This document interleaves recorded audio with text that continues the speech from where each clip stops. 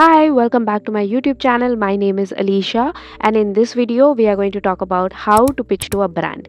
This video is divided into three parts. The first part, we are going to talk about which brands to pitch to, how to choose exactly the brands that you're going to pitch to. In the second part, I'm going to talk about how to pitch to a brand, and in the third part, I'm going to talk about how to write that pitch for a brand. Alright, so let's get started. In the first part, we are going to talk about how to know which brand we want to pitch to. Alright, so let's take an example so that I can explain it to you better. Suppose I'm a food UGC creator, which I really am, by the way.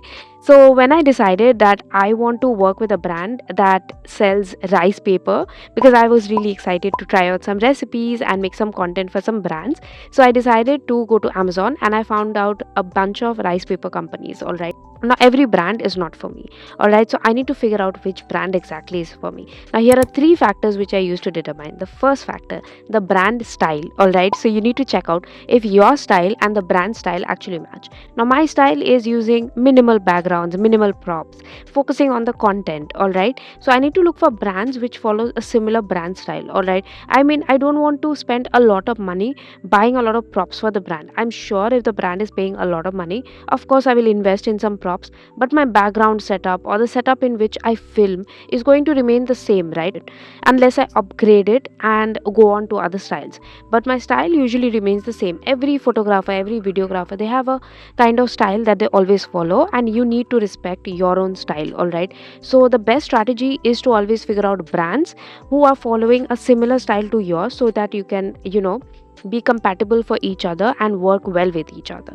The second factor which I follow when I'm looking for a brand to pitch to is if they're already working with UGC creators. This is a big gold mine for me, because I don't see it as a competition and I don't see it as a threat. I see it as proof for myself that if they can work with them, I can work with them also.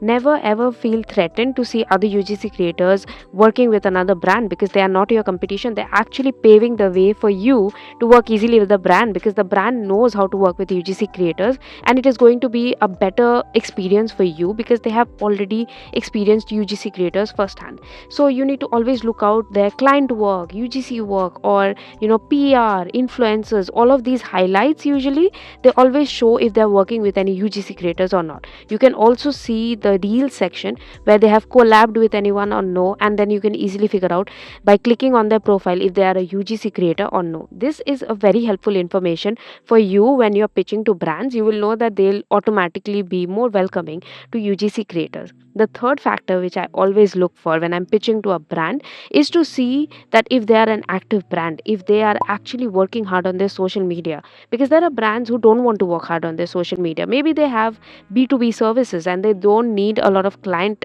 social media management and all of that. So that in that case, they are not going to be hiring a UGC creator.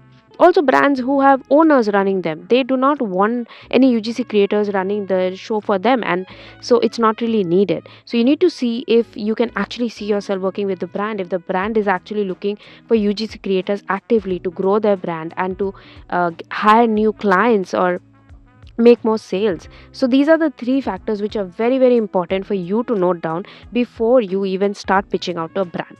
Now we are going to move on to the second part of the video, which is how to pitch to a brand. All right, now this might sound a little scary because you're like, okay, how exactly do I reach out to a brand? But it's not that scary. All right, the key lies in one thing only, which is research. You need to research a lot about a brand before you reach out to them, and when you research, it automatically shows in the way you approach the brand. For example, suppose you want to work with a jewelry brand. All right, now all the jewelry brands, what they do is they do these very beautiful reels, very elegant reels. If it's a elegant jewelry, of course, they do these elegant reels where they are not showcasing the model fully. It's kind of a little mysterious. It's just very pretty. A very popular brand that I keep seeing is Anu Merton or Merton, I don't know, but this is the brand. I'm going to put the picture here. This is the brand. They always have very high performing reels, and their reels are so beautiful, so elegant. Now you see someone selling the same kind of jewelry, but they don't have that reach. Okay, now you know what is working in the market, you know the kind of reels that's working in the market. So this is your point that you are going to note down. You're going to note down the pain points of the brand in which you can come in and make their life better. For example, when I was searching online for this exact video, okay, so how to write a pitch, how to reach out to a brand, I found all of these topics missing. No one was talking about how exactly you're going to figure out which brand to reach out to. Like everyone is telling you, okay, email them, do this, do that, but everyone is giving you surface level answers, and I was not getting any deep, in depth answers. I know this because when I was a UGC creator, I was looking all over the internet to look for good templates and something that I can just copy and paste for myself, and I did not get that much information, which is why, of course, I sat down and I decided to make this video. All right. So yes, not everyone is going to share all of these tips and tricks with you, but this is very important to note down the pain point of a brand, because when you know the pain point of a brand, then you can reach out to the brands so much more confidently because you know exactly where they require your help. And then you're not reaching out to the brand thinking, oh, what if the brand accept me? You are reaching out to them with some value that you are providing, and you are saying that, hey, I can provide you this value and this will bring your brand more sales. This will bring your brand more eyeballs. You need to know exactly what pain point you are solving for them. Similarly, you can go to a brand's page and you can see they only have photos, they don't have reels. I actually did that for a brand and I got myself a brand deal with that. They were a retainer client for me. This was the rice paper sheet brand that I was talking about. So I realized when I reached out to them that they had a lot of pictures and not really aesthetic looking reels. I mean, their brand was quite upscale. They were selling to upscale customers, but their reels were pretty mid-scale kind of reels. It was not really giving the essence of an upscale brand, and I wanted to change that for them. I reached out to them and I told them that, hey, I noticed that your reels look like this and I specialize in creating minimalist reels, and so I was wondering if you would like me to solve that issue for you and create more reels that actually speak to your target audience. Okay, now this shows the brand two things. Number one, that you care about them and that you spent enough time researching their brand. Number two, it also shows that you are interested in making their lives easier and not just earning money for yourself. The moment you think only about yourself, that's where you lose. Okay, you need to think about the brand. You need to think about what value you are bringing to the brand. Okay, so this is the first thing that I always target when I'm reaching out to a brand, when I'm pitching myself to a brand. The second thing that I target is, especially in Indian market, and this was one of my main complaints when I was learning how to become a UGC creator from international markets. They don't understand that Indian markets don't have a lot of UGC creators. It's still a new market for a lot of Indian brands. All they know about influencer collabs. Okay, and the moment they see someone trying to create content for them, they automatically assume I'm an influencer, and they say, hey, no, we are not doing influencer deals, we don't do barter collabs, we don't do all of that. And I want to tell them that I'm not here for barter collabs, I'm not here for influencer deals, I'm not going to do a story shout out for you. What I'm here for is to help your brand actually get more content. Okay, so now the second part, I always go with this distinction that I am a UGC creator. I always tell them that, hey, I am a UGC creator, I'm not an influencer, I do not want to collaborate with you. I want to give you certain services that will help your account to grow and for your account to get more visible, or whatever pain point you are going to focus on. So this second part has always helped me to create this distinction between me and an influencer, because the market is full of influencers and you don't want the brand to think you're an influencer, because these are two totally separate topics, being an influencer and a UGC creator. If you're confused about that, by the way, I will link my first video which I talked about who is an influencer and who is a UGC creator. If you want to get your doubts cleared, you can watch that video. It's linked in my description. Moving on to the third part of the video, where I'm going to target a specific product or a topic of the brand. Okay, so for example, if a brand is selling clothes, okay, and they specialize in kaftans, I will take a particular kaftan. I will say, this butterfly kaftan that you're selling, I want to bring in more sales for you. Now you need to do the research. Okay, so if I do the research, I see that they're trying to bring in more sales for the kaftan. Maybe they are saying that this is a bestseller or something. So you can frame your message by saying that I saw that your bestseller is the kaftan and I can bring more eyeballs for you by creating videos that center only around the kaftan. What this does is it shows the brand that you took the time to research even their products, not just their pain points or everything, even their market positioning and their products. Okay, you can also start with a compliment. You can say, I see that your butterfly kaftans are a bestseller and they're doing really, really well. I would like to step in and help you to get more eyeballs on this by creating this particular video, because I've seen a lot of influencers going for this style of video, and I'm sure an influencer would cost like tons more, and a UGC creator can do it in a fraction of the price, of course, because we are content creators. We are not really doing any brand collabs or brand deals. So yeah, you can approach the brand in this way. I'm not hating on influencers, okay? I am not at all hating on influencers, and I also love a lot of influencers. I get influenced myself. But what I'm saying is you need to provide your competitive edge over the influencers, because trust me, every UGC creators competition is an influencer out there. So you need to position yourself in an advantageous way to the brand. You need to tell them why you are a better choice than an influencer out there, okay?